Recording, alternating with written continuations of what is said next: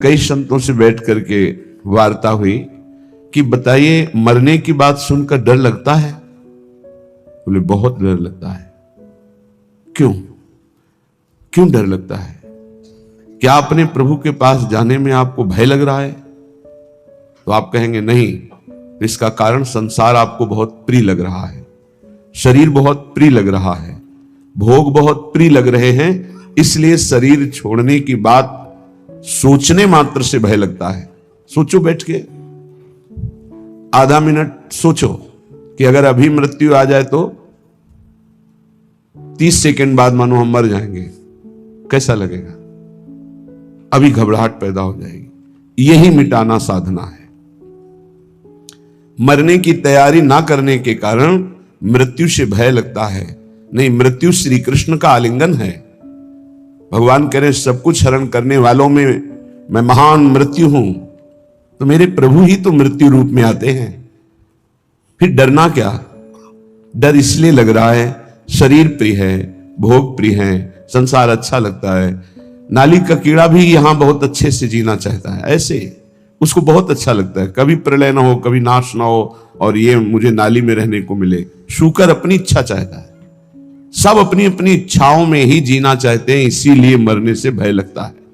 यदि इच्छा का नाश हो जाए तो मृत्यु नामक कोई वस्तु है ही नहीं, कोई भय नहीं है। थोड़ी देर सोचो, दूसरे के उपदेश की जरूरत नहीं, आप खुद सोचिए। मृत्यु तो होनी ही है, निश्चित होनी है। इसका नाम मृत्यु लोक है। जो यहां जन्मेगा वो मरेगा, निश्चित पक्का है ये।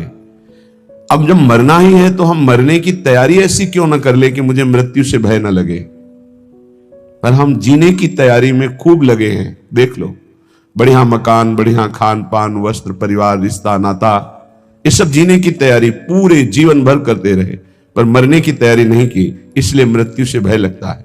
और मरना निश्चित है, छूटना निश्चित है, तो फिर मन पछतई है अवसर बीते। ये अंत ही तो ही तजेंगे पामर तू न तजय बही ते, मन पछतई है अवसर बीते। बढ़िया अवसर है, मृत्यु पर विजय प्राप्त करने का बढ़िया अवसर है। श्रीपाद प्रबोधानंद जी महाराज कह रहे हैं, शोढ्वापि दुःखानि सुदुस्सहानि त्यक्त्वाप्यहो जाति कुलादिकानि भुक्त्वा स्वापकैरपि थुत्कृतानि बृंदाटवी वासमहं करिष्ये। शोढ्वापि, यदि मेरे शरीर में भयानक रोग रूपी दुख हो, या बाहर विपत्ति रूपी दरिद्रता रूपी दुख हो, तो भी मैं अब अपने लक्ष्य से विचलित होने वाला नहीं। ये मृत्यु पर विजय प्राप्त होने की तैयारी है। शोढ्वापि दुखानि सुदुस्सहानि, जो सहा नहीं जा सकता ऐसा दुख। आप विचार करेंगे कि जो ऐसा दुख है उसमें भजन कैसे हो सकता है। गुरु कृपा से देखा है, जब ऐसा भयानक दुख होता है तो एक अंतर में कोई ऐसी जगह है जहां बिल्कुल दुख स्पर्श नहीं कर रहा होता, केवल दुख का वो दृष्टा होता है, केवल दुख को देख रहा होता है, दुख को भोग नहीं रहा होता। उस समय भी एक अद्भुत आनंद, जैसे हम सामने आग लगा हुआ देख रहे हैं दृश्य, पर हम आग से बहुत दूर हैं, ऐसा अनुभव होता है। इसलिए जब तक आप नाम जप नहीं करेंगे, जब तक आप भगवत आराधना नहीं करेंगे, तब तक आप दुखों को सहन करने में असमर्थ रहेंगे, और जहां दुख आया तहां फिर भजन नहीं बनेगा। कल एक उपासक एकांतिक में प्रश्न कर रहे थे कि बहुत कृपा है हमारे ऊपर प्रभु की, खूब नाम जप करते रहे, पर अब हमारा शरीर अस्वस्थ हो रहा है, अब भजन में रुचि नहीं रह गई। ऐसा कैसे हो सकता है कि आपका खूब नाम जप चल रहा हो, खूब अच्छा लग रहा हो, फिर भजन छूट जाए रोग में? और साधारण रोग, शुगर हो जाना, ब्लड प्रेशर हाई लो हो जाना, ये तो सबके लगभग है। कोई बिरला ही बचता है जिसके शरीर में रोग ना हो, ये कलिकाल है। अगर रोग ये साधारण आने पर आपका भजन छूट जाता है, तो असाध्य रोगों में क्या करेंगे आप? तो फिर प्रभु को भूल ही जाएंगे। तो आपकी तैयारी क्या रही? तैयारी तो इसी बात की है कि भारी विपत्ति बाहर और अंदर शरीर रोग ग्रसित पर हम आपका भजन नहीं छोड़ेंगे। शोढ्वापि दुखानि सुदुस्सहानि, ऐसा दुख जो सहा नहीं जा रहा, उस समय भी हम राधा राधा राधा राधा ऐसा रटेंगे। त्यक्त्वाप्य हो जाति कुलादिकानी, हमारे कुल के, हमारे जाति के, हमारे परिवार के त्यक्त्वा, हमें त्याग दे, तो भी मैं ऐसी परिस्थिति में भी प्रभु का स्मरण नहीं छोड़ूंगा। भुक्त्वा स्वापाकैरपि थुत्कृतानि, बहुत ऊंची बात कह रहे हैं। यदि मुझे श्रीधाम वृंदावन का वास मिले, आश्रय मिले, और मुझे नीच जनों का जूठन पाना पड़े, तो मैं वो पा करके रहूंगा, पर अब मृत्यु की तैयारी में कसर नहीं रखूंगा, अब मृत्यु पर विजय प्राप्त करूंगा। धाम का आश्रय लेकर सत्संग करते हुए नाम वाणी में ऐसा चित्त डुबूंगा कि शरीर अस्वस्थ हो तो भी भजन न रुके, भारी विपत्ति हो तो भी भजन न रुके, परिवार के लोग हमें त्याग दें तो भी भगवद आश्रय न छूटे, और हमको जूठन मांग के खानी पड़े तो भी भगवद आश्रय नहीं छोड़ेंगे। ऐसे पुरुष को परम पद की प्राप्ति होती है। इतना धैर्यवान होना चाहिए। ये छुटपुट विपत्तियां, रोग, ये हमारे पाप कर्म के प्रभाव से ही आते हैं। हमको आनंद पूर्वक सहना सिखाता है सत्संग, शास्त्र, भजन, ये सामर्थ्य देता है। भजन नहीं तो बातों से नहीं सह पाओगे। इसीलिए यावत स्वस्थमिदम कलेवरम यावत च दूरे जरा, जब तक आपका स्वास्थ्य ठीक है, वृद्धावस्था दूर है, तब तक भजन कर लो। ऐसा अभ्यास कर लो कि किसी भी स्थिति में भजन न छूटे। घर छोड़ने के पहले गुप्त रूप से 4-4 दिन, 5-5 दिन भोजन का त्याग करने का अभ्यास गुप्त रूप से किया, क्योंकि हमको बाहर मिले ना मिले तो हम कैसे रह पाएंगे। पहले तैयारी की जाती है। एक एक को मृत देखा, एक एक को मृत देखा, मां को, परिवार को, सबको। जब अंदर आ गया कि सब ये शरीर मृत हैं, और अंदर ही आ गया कि कई दिन भोजन न मिलने पर भी मैं भजन अपना नहीं छोड़ पाऊं, नित्य निरंतर भजन करते हुए मैं बाहर परिवार से, भोजन से, सबसे विलग होकर के भी जी लूंगा। पहले अभ्यास किया, फिर निकल पड़े। जब निकल पड़े तो कदम पीछे नहीं, आगे। चाहे जितनी गाली, अपमान, दुख, सर्दी, गर्मी, बरसात, हर कष्ट सहते हुए पशुवत शरीर का व्यवहार, जैसे पशु ऐसे व्यवहार, जैसे पशु के न रजाई है न कंबल है, जो मिला सो खा लिया, जहां मिला वैसे पड़ा, ऐसे शरीर। तब वो जाकर के अंदर वेदना जागृत हुई, कैसे ब्रह्मबोध हो, कैसे भगवत प्राप्ति हो। अब तो जीवन का लक्ष्य केवल भगवत प्राप्ति। तब जहां कहीं भी चित्त की वृत्ति विषय संयोग के लिए लालायित हुई, वहीं रो रो कर प्रभु से प्रार्थना, प्रभु बचाओ, ऐसी वृत्तियों से बचाओ जो आपसे विमुख कर रही। बस एक ही उपाय मिला है आज तक विषयों पर विजय प्राप्त करने का, रोकर भगवान से प्रार्थना करना। नहीं, विषय इतने प्रवीण हैं कि इंद्रियों को बलात् अपने में तन्मय कर लेते हैं। इंद्रियां इतनी प्रबल है कि मन को बलात् अपने में अधीन कर लेती। मन इतना प्रबल है कि बुद्धि को अधीन कर लिया। बुद्धि इतनी प्रबल है कि जीवात्मा उसी में तन्मय होकर भोगों में लग गया। ये कहने में इतना समय लगा, तन्मय होने में इतना भी समय नहीं देता। विषय 1 सेकंड में तन्मय करा देता है। जहां तन्मय हुआ वहां भ्रष्ट हुआ। इसलिए कैसी भी परिस्थिति हो, भजन का अभ्यास कर लो। जीवन में एक ही बात दृढ़ निश्चय रही गुरु प्रताप से, हमारा स्मरण न छूटे। बस उसके लिए पूरा जीवन लगा दिया गया है, स्मरण न छूटे। हजारों के बीच में या एकांत में, भूख प्यास में या छके हुए, अपमानित होकर या सम्मानित होकर, सर्दी, गर्मी, बरसात, कोई भी परिस्थिति हमें भगवान से विमुख न कर पावे। कोई कहने वाला थोड़ी था परमार्थ में जब चले, कोई सिखाने वाला थोड़ी था। एकमात्र परमात्मा स्वरूप गुरुदेव हर समय साथ रहते, हमारे दिमाग में रहते। 3 बार गंगा स्नान, चाहे सर्दी हो, चाहे गर्मी हो, चाहे बरसात हो। एक ब्रह्म मुहूर्त 3 बजे 4 बजे के बीच में जब भ्रमण करते थे, अगर कहीं रुके तो 2 बजे के बाद उठकर गंगा किनारे। पर भ्रमण में ऐसी, क्योंकि पता नहीं कौन कहां घाट है, कहां स्नान करना है, तो 4 बजे के लगभग, फिर 9 और 10 के बीच में एक स्नान, और फिर 3 और 4 के बीच शाम। ये शौच लगे न लगे उससे नहीं, 3 बार त्रिकाल स्नान करना और त्रिकाल आराधनाएं कुछ गुरु प्रदत्त। अपने को जब तक आप दुख सुख में समान रखकर साधना में भाव नहीं रखेंगे, तब तक आप नहीं चल सकते। क्योंकि ऐसी परिस्थितियां माया डाल देगी। हमें बड़ा आश्चर्य लगता है, छोटे मोटे रोग, ब्लड प्रेशर लो हो गया, या हाई हो गया, या शुगर बढ़ गई, ये तो बहुत बड़ी बड़ी भयानक परिस्थितियों में महापुरुषों की दिनचर्या में कोई फर्क नहीं पड़ा। तिवारीपुर, सेनपुर के समीप है, वहीं एक पंजीरी बाबा रहते थे। उनकी एक सिद्धि थी ऐसी कि इतना बड़ा पात्र था मिट्टी का, और हजारों 10 हजार लोगों को पंजीरी ऐसे देते थे, एक एक मुट्ठी, कितनी भी 100 ग्राम 50 ग्राम उसमें डाल दी गई, बस लाल चला ऐसे ऊपर रख दिया, बस उसे देते चले जा रहे। 10,000 लोगों को पंजीरी बांट देंगे, उतनी ही बची रहेगी। ऐसे सिद्ध महापुरुष। पर उनका नियम था, सुबह 2 बजे रात्रि से लेकर के दोपहर 2 बजे तक गंगा जी में खड़े होकर मंत्र जपना। प्रारब्ध भोग उपस्थित हुआ, कछुआ ने काट लिया, पर वो अपने हिले नहीं साधन से। अब वहां दंडोत प्रणाम करने वाले हजारों लोग, लेकिन पूछने वाला कौन होता है, आप कैसे हैं? ये तो कोई बिरला ही। अब उनकी सड़न पैदा हुई, उसी पैर में मवाद बनने लगा। वो वैसी दिनचर्या, कीड़ा पड़ गए, वैसी दिनचर्या। जब कीड़ा पड़ गए, दुर्गंध आने लगी, तब दूर से लोग दंडवत करते, पंजीरी लेने नहीं नजदीक आते, तो हंसते, ये संसार है, हंसते। कभी उनको शोक ग्रसित नहीं देखा, कभी नहीं देखा। एक संत भगवान को देखा कि कमर से नीचे बेकार हो गए, प्रारब्ध भोग है। ऐसे हाथ के ऐसे बल से गंगा जी जाना, स्नान करना, अपनी दिनचर्या में जब उनसे बात करते, अमृतमय आनंद में डूबे रहते। ये है साधना का फल। शरीर की कैसी भी परिस्थिति हो, हमारे भगवदानंद में फर्क ना पड़े, तब तो साधन। तो कह रहे हैं शुद्धापि दुखानि सुदुस्सहानि, तैयार हो जाओ। देखो ये तैयारी है मृत्यु पर विजय प्राप्त करने की। चाहे जैसी दुख की परिस्थिति हो, चाहे जैसी परिस्थिति, भजन न छूटे। आप भजन को पकड़ने की कोशिश करें, भजन आपको पकड़ लेगा। जिस दिन भजन पकड़ लेगा उस दिन छूटेगा ही नहीं, रात दिन गूंजता रहता है। कैसी उसको आनंद की अनुभूति होती होगी जिसका निरंतर मंत्र चलता है, नाम चलता है।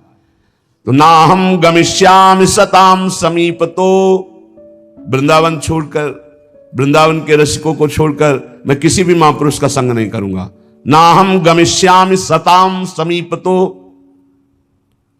जो प्रिया प्रीतम के प्रेम रस से अनविज्ञ हैं, उस रस के ज्ञाता नहीं है, मैं उनका सत्संग नहीं करूंगा और ना ही करना चाहिए। क्यों? क्योंकि हमारे भाव को पुष्टता मिलेगी, इष्ट मिले और मन मिले, और मिले भजन रस रीति। जहां इष्ट मिले, भजन रस रीति मिले, प्रेम रस का मन मिले, वही सत्संग में रंग आएगा, अन्यथा बाधा पड़ जाएगी। क्योंकि बहुत प्रकार की भक्ति है, बहुत प्रकार के भक्त हैं, बहुत प्रकार की साधना है, बहुत प्रकार के साधक है। तो हमारे समाधान का, चित्त के समाधान का विषय रसिक जन है।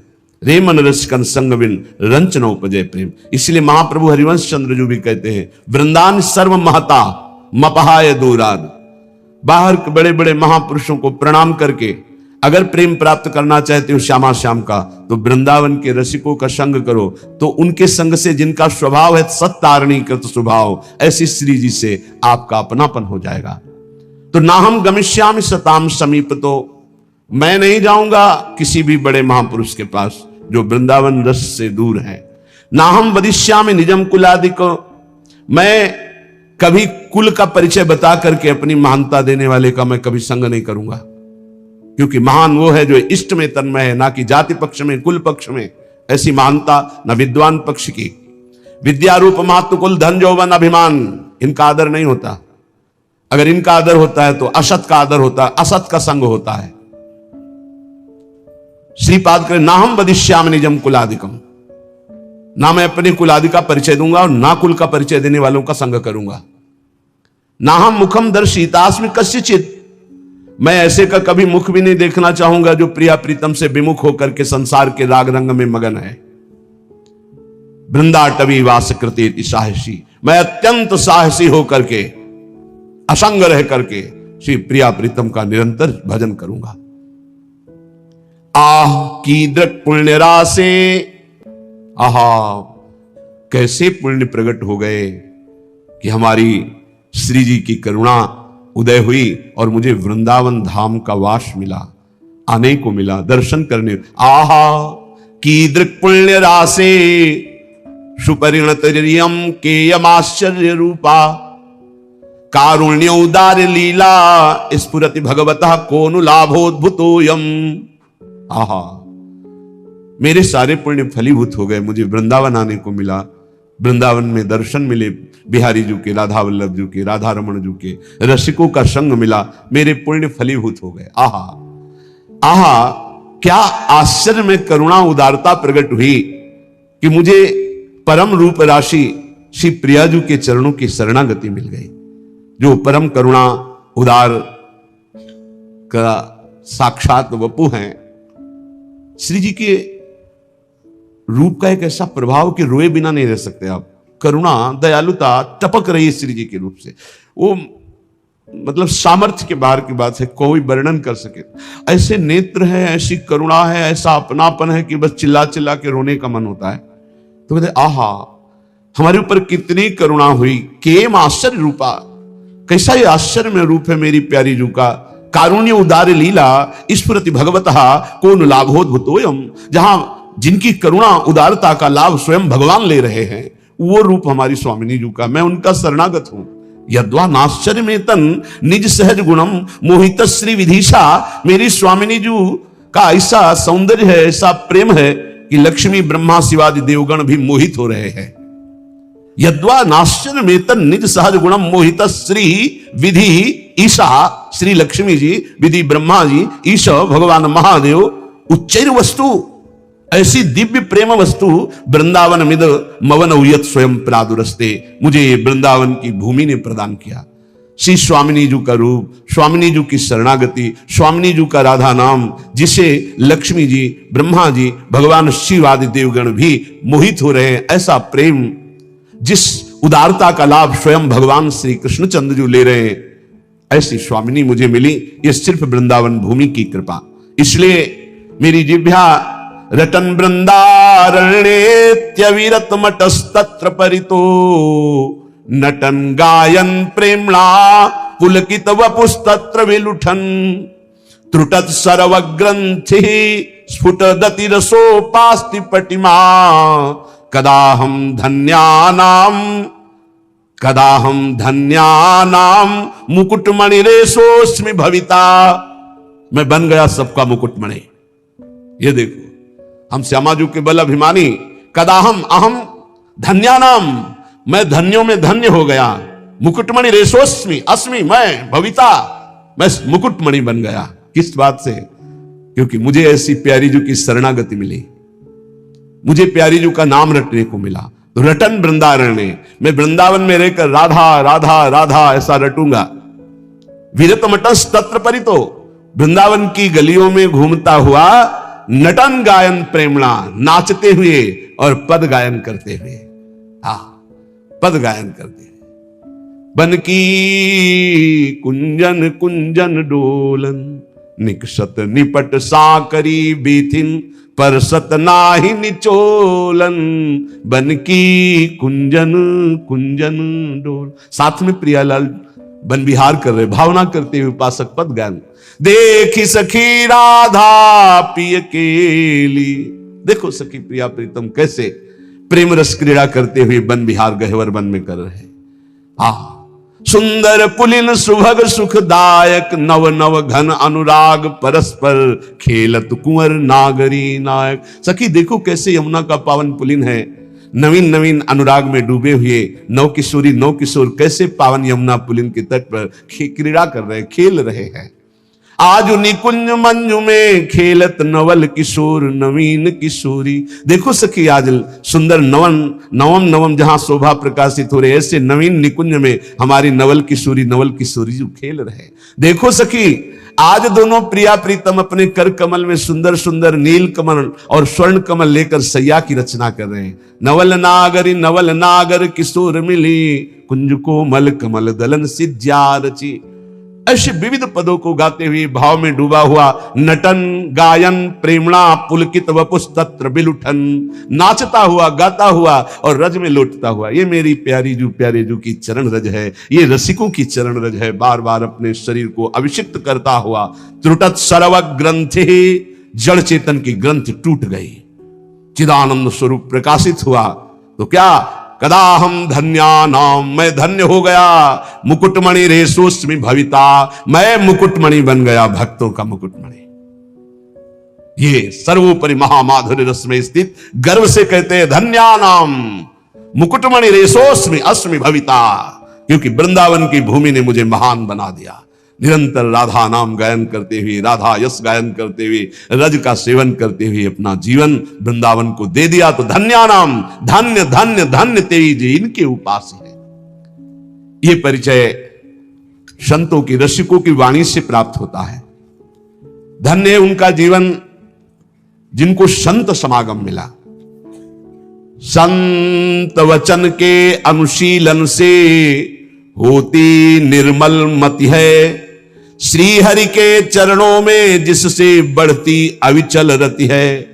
रीझ उसी से भक्त जनों के बश होते बनवारी, दर्शन दे राधा प्यारी संहरते बाधा भारी। जब प्रेमी रसिकों के वचनों का श्रवण करने का सौभाग्य मिलता है तो प्रिया